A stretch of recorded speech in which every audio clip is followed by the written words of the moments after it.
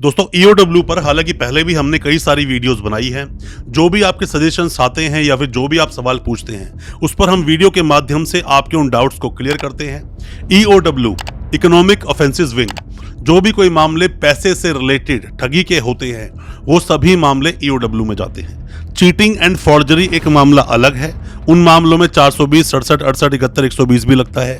पर जो मामले आते हैं ईओडब्ल्यू के उसमें 67, 68 नहीं लगता। अगर डॉक्यूमेंट में छेड़छाड़ आपने की होगी तो ही 467, 468 लगेगा, वरना नॉर्मल सेक्शन लगते हैं। या तो 420, 406, 120 भी लगा होगा या फिर 420, 409 और 120 भी लगा होगा। ये डिपेंड करता है केस टू केस, क्या वो केस है, किस तरह से ठगी की गई थी। पर फिर भी मामला 3 करोड़ की रकम का कम से कम होना ही चाहिए या फिर 25 कम से कम उसके अंदर कंप्लेनेंट होने ही चाहिए। ये हो सकता है कुछ ऊपर नीचे थोड़ा बहुत हो, पर यही एक फिगर लेकर चलते हैं ईओडब्ल्यू के अंदर। ईओडब्ल्यू जैसे केसेस में जल्दी से दोस्तों बेल नहीं होती। एंटीसिपेटरी बेल तो बहुत ज़्यादा टफ है, उसके भी अलग अलग ग्राउंड्स बनाए जाते हैं वकील साहब के द्वारा। जो जिसकी जैसी प्रैक्टिस होती है वैसे वो वकील साहब अपने ग्राउंड्स बनाते हैं। पर रेगुलर बेल की अगर हम बात करें, अगर मान लीजिए कोई इंसान जेल में है तो ऐसे इंसान के लिए बेल लेना बहुत टफ हो जाता है, क्योंकि कंप्लेनेंट आपके सामने खड़े हैं अपने वकीलों के साथ। पर फिर भी मैं आपको 3 ग्राउंड्स बताऊंगा जिन ग्राउंड्स के आधार पर आप अपनी बेल ले सकते हैं, बेल फाइल कर सकते हैं और बेल होगी भी। और ये अगर प्रोसेस आप फॉलो करते हैं तो आपको आसानी रहेगी बेल लेने में। तो क्या है वो आधार, ज्यादा कुछ जानने के लिए दोस्तों बने रहिए हमारे इस वीडियो के साथ। नमस्कार दोस्तों, फिर एक बार स्वागत करता हूं आप सभी का अपने इस यूट्यूब चैनल पर जिसका नाम है फाइट फॉर ट्रू और मेरा नाम है वीरेंद्र वर्मा। दोस्तों आप में से कोई भी नए वकील साहब हैं, कोई भी लॉ स्टूडेंट हैं, या आप पर ये ईओडब्ल्यू केस हुआ है या फिर आपके किसी सगे संबंधी जानकार पर यह केस हुआ है, दोस्तों हम जो शेयर कर रहे हैं आपके साथ ये पर्सनल एक्सपीरियंस, हमने जो अपने केसेस को लड़कर जो एक्सपीरियंस लिया है उस एक्सपीरियंस को शेयर कर रहे हैं हम आप लोगों के साथ में। और कोई भी किसी तरह की आप जानकारी चाहते हैं, दिए गए नंबर व्हाट्सएप करें या कमेंट बॉक्स में मैसेज छोड़ें। हो सकता है हमारी की सलाह से आपने केस से बाहर निकल सके, बेल हो सके आपकी, अपने केस में बरी हो जाएं। अपने सवालों को पूछें, हम आपकी उसमें मदद जरूर करेंगे। दोस्तों होता क्या है कि जब भी आप चीटिंग फॉर्जरी का मामला देखते हो, सिर्फ चीटिंग का मामला देखते हो, तो आप ये सोचते हो कि अब मेरे पास 41A का नोटिस आएगा, ऐसे तो मुझे पुलिस अरेस्ट कर नहीं सकती। दोस्तों ऐसा नहीं होता। जो 409 लगा हुआ है इसके अंदर, 409 का मतलब होता है कि लाइफ टाइम इम्प्रिजनमेंट, मतलब कि उम्र कैद। उम्र कैद की वजह से यहाँ 41A का नोटिस नहीं आएगा अगर 409 लगा हुआ है तो।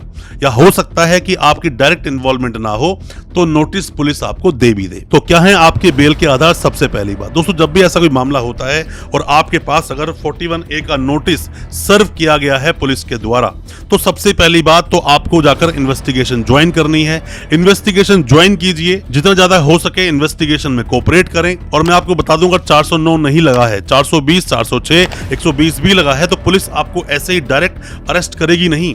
अगर आपने सीधा एंटीसिपेटरी बेल लगा दिया, मतलब सीधे आपने जाके एंटीसिपेटरी बेल लगा दी, तो आपकी जैसे ही सेशन कोर्ट से डिसमिस होगी फिर आप बिल्कुल एक्यूज बन जाओगे, भागना आपको पड़ेगा।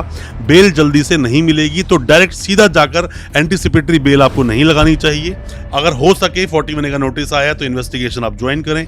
मामला बहुत ज्यादा सीरियस होता है ईओडब्ल्यू का, आपको एक बार अरेस्ट कर लिया जल्दी से आप बाहर आओगे नहीं। और अगर कोई इंसान जेल में है और उस केस में 420, 406, 120 भी था, तो ये बहुत बड़ा आपका ग्राउंड है बेल लेने का। आप वहां पर बोलिए कि 41A का नोटिस मुझे सर्व नहीं किया गया। 41A के नोटिस पर 2 जजमेंट्स मैं आपको बताता हूं, इन जजमेंट्स को आप देखेंगे, पढ़ेंगे तो आप समझ जाएंगे।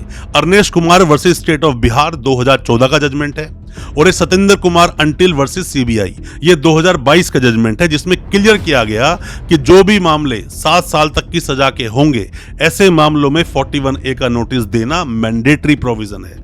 ये सिर्फ देंगे नहीं, ये मैंडेटरी प्रोविजन है, तो इसको आप याद रखें। अब बात करते हैं दूसरे ग्राउंड की। दूसरा ग्राउंड आपका क्या बनता है?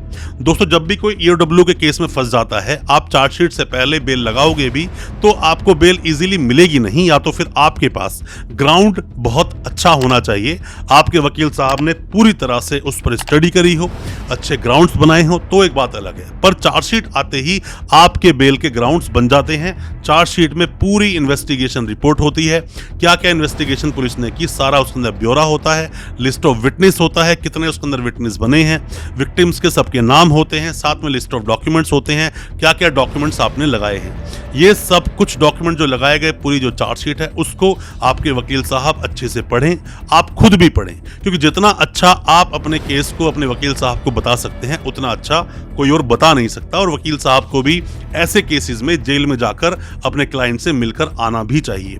तो चार्जशीट एक बहुत बड़ा ग्राउंड होता है, इन्वेस्टिगेशन कंप्लीट हो जाती है। अगर डायरेक्ट रूप से ऐसा लगता है कोई पोंजी स्कीम नहीं थी और डायरेक्ट रूप से किसी इंसान का मतलब कोई लिंक नहीं है ऐसे स्कैम में या ऐसे फ्रॉड में, तो उसकी बेल बिल्कुल हो सकती है, बिल्कुल आपकी हो जाएगी।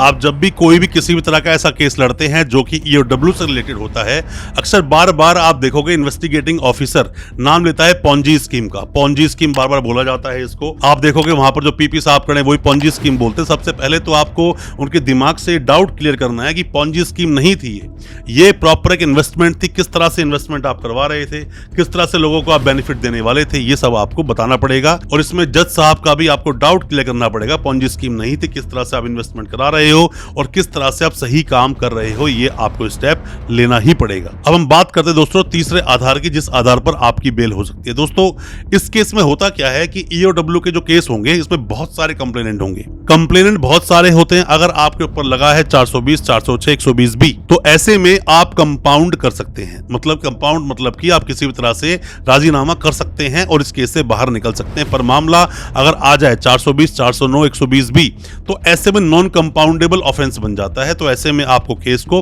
पुरजोर तरीके से लड़ना ही पड़ेगा और अपने आप को बेगुनाह साबित करना पड़ेगा। और ऐसे में जब अगर बेल आपकी नहीं हुई है चार्जशीट लगने के बाद भी, तो चार्जेस पर बहुत ही अच्छे से आर्ग्यूमेंट करें।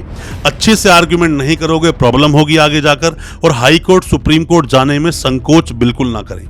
जाएं, अपनी बेल को फाइल करें। ये ना सोचें कि मेरी बेल तो सेशंस कोर्ट से ही हो जाएगी या फिर मैं आगे गया और बेल डिसमिस हो गई तो और दिक्कत हो जाएगी। ऐसा नहीं होता दोस्तों।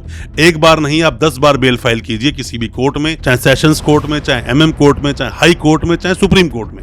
जब जब ग्राउंड बदलेगा तब तब आप अपनी बेल लगा सकते हो। कोई दिक्कत नहीं है, आपकी बेल पर सुनवाई होगी, बेल को आपकी सुना जाएगा। कोई ग्राउंड मिलेगा तो आपको बेल भी दी जाएगी। दोस्तों उम्मीद करता हूं जो 3 ग्राउंड्स मैंने आपको बताए हैं आपको समझ आए होंगे।